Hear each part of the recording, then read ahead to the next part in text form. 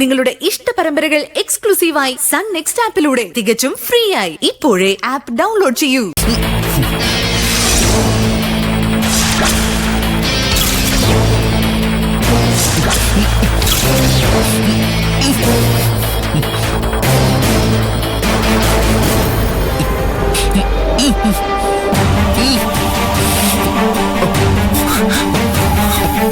മഞ്ജു എവിടെടാ? വേണ്ട.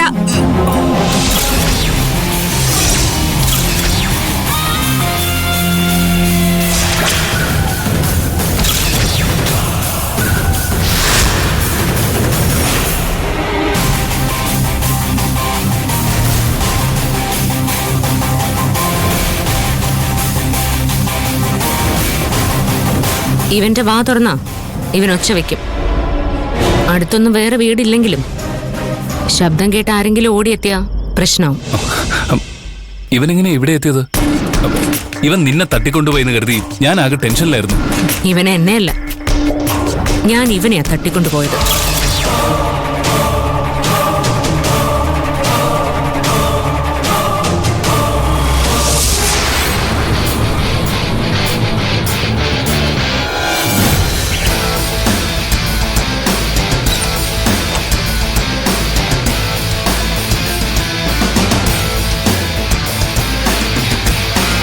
എന്താണ് മഞ്ജു മേഡം, പാതിരാത്രി അതും ഒറ്റയ്ക്ക്?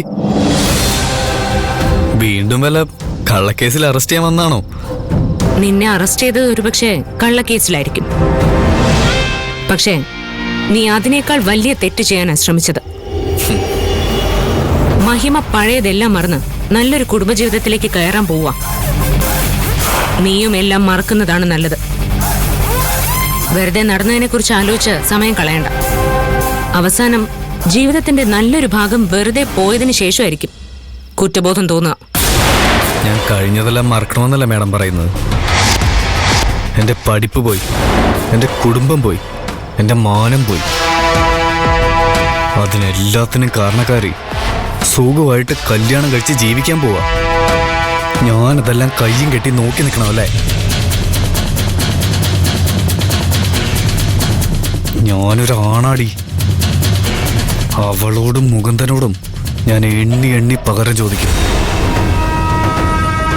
ഞാനേ ഇപ്പൊ എന്ത് ചെയ്യുമെന്ന് പേടിച്ചായിരിക്കും ഇനി അവര് ജീവിക്കാൻ പോകുന്നത്. അതാണ് അവരുടെ വിധി. അബി,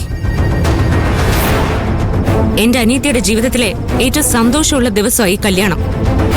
അത് നിന്നെ പോലെ ഒരു വൃത്തികെട്ടവൻ കാരണം നശിക്കാൻ ഞാൻ സമ്മതിക്കില്ല. നിന്റെ സമ്മതം ആർക്ക് വേണം മഞ്ജു? മഹിമയുടെ കല്യാണം മര്യാദയ്ക്ക് നടക്കണമെങ്കിൽ രണ്ടുപേര് വിചാരിക്കണം. ഒന്ന് ദൈവം, മറ്റേത് ഞാനും. ദൈവം വിചാരിച്ചാലും ഞാൻ വിചാരിക്കില്ല. എന്തായാലും ദൈവമായിട്ട് തന്നെ ആ കല്യാണം മുടക്കാൻ ഒരു വഴി കാണിച്ചു തന്നു.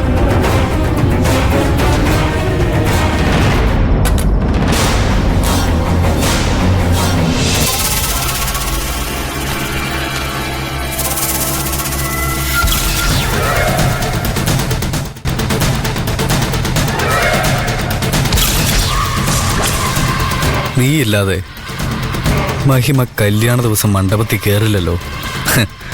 അപ്പൊ നിന്നെ തന്നെ അങ്ങ് തൂക്കാം.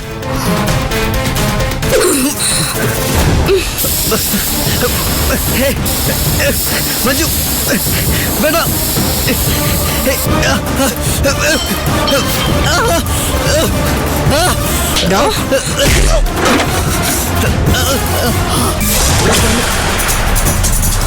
കണ്ണ് നീയൊക്കെ ഇത്ര ഉള്ളു ചെറുക്ക. കണ്ണ്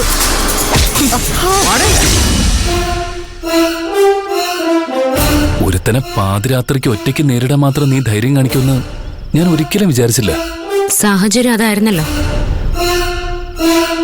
ഇവനെ പേടിച്ച് മഹിമയ്ക്ക് അവളുടെ കല്യാണത്തിന്റെ അന്ന് മനസ്സമാധാനത്തോടെ ഒന്ന് ചിരിക്കാൻ പോലും പറ്റാത്ത സാഹചര്യമായിരുന്നു. എന്റെ അനിയത്തിക്ക് അവളുടെ കല്യാണത്തിന്റെ അന്ന് കുറച്ച് മനസ്സമാധാനം വേണം.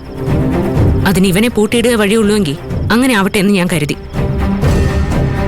ഞാൻ ചെയ്തതില് വല്ല തെറ്റുണ്ടോ ഗിരിയേട്ടാ? ഒരു തെറ്റുമില്ല. നിന്റെ സ്ഥാനത്ത് ഞാനായിരുന്നെങ്കിലും ഇതേ ചെയ്യൂ.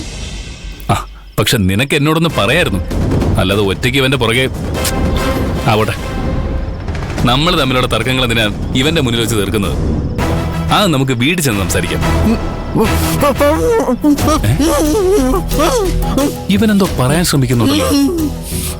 ഏയ് ഗിരിയേട്ടാ, വേണ്ട, ഇവൻ ബഹളം വെക്കും. നീ ബഹളം വെക്കോടാ. അങ്ങനെ വല്ലത് നീ ചെയ്ത നിന്റെ തോലമണ്ണ ഞാൻ അടിച്ചു പൊട്ടിക്കും. തന്റെ ഭാര്യയ്ക്ക് ഒട്ട പിടിക്കാതിരിക്കോടാ. നീ അതുപോലെയുള്ള ടെൻഷനല്ലേ ഇവൾക്ക് മഹിമയ്ക്കും കൊടുത്തത്? എടാ, പെണ്ണ് ഭൂമിയോളം ക്ഷമിക്കും. അത് കഴിഞ്ഞാൽ ഒരുമ്പിട്ടിറങ്ങും. പെണ്ണ് ഒരുമ്പിട്ടാൽ എന്താ സംഭവിക്കുന്നെന്ന് ഇപ്പൊ നിനക്ക് മനസ്സിലായില്ലേ?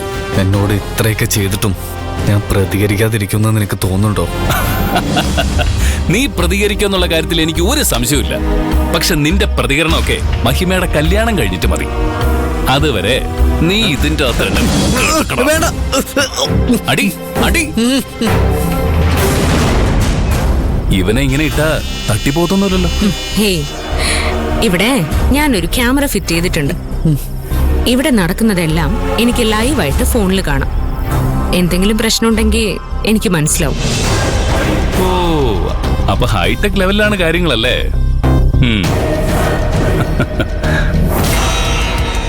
അപ്പൊ ഇനി മനസമാധാനമായിട്ട് ഒരു ടെൻഷനും ഇല്ലാതെ മഹിമയുടെ കല്യാണം നമുക്ക് അടിച്ചു പൊളിക്കല്ലേ? നീ ഇവിടെ കിടക്ക കേട്ടോ.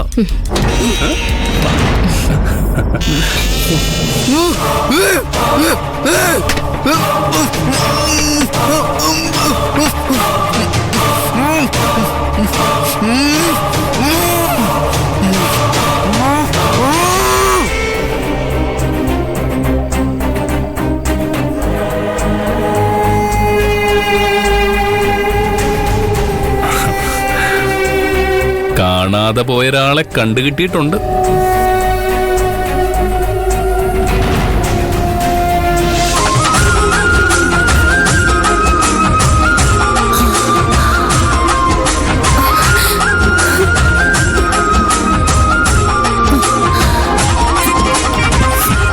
ചെല്ല്.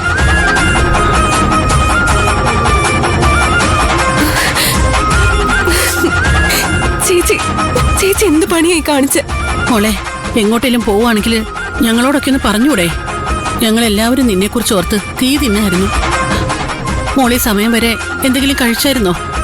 അമ്മ, അത് കുഞ്ഞിന്റെ കാര്യം ശ്രദ്ധിക്കണമെന്ന് ഞാൻ പറഞ്ഞതല്ലേ. ഞാൻ കഴിക്കാൻ എന്തെങ്കിലും ഉണ്ടാക്കാം. അമ്മ പറഞ്ഞതുപോലെ ഞാൻ തീയൊന്നുമല്ല കഴിച്ചത്, ഭക്ഷണം തന്നെയാ.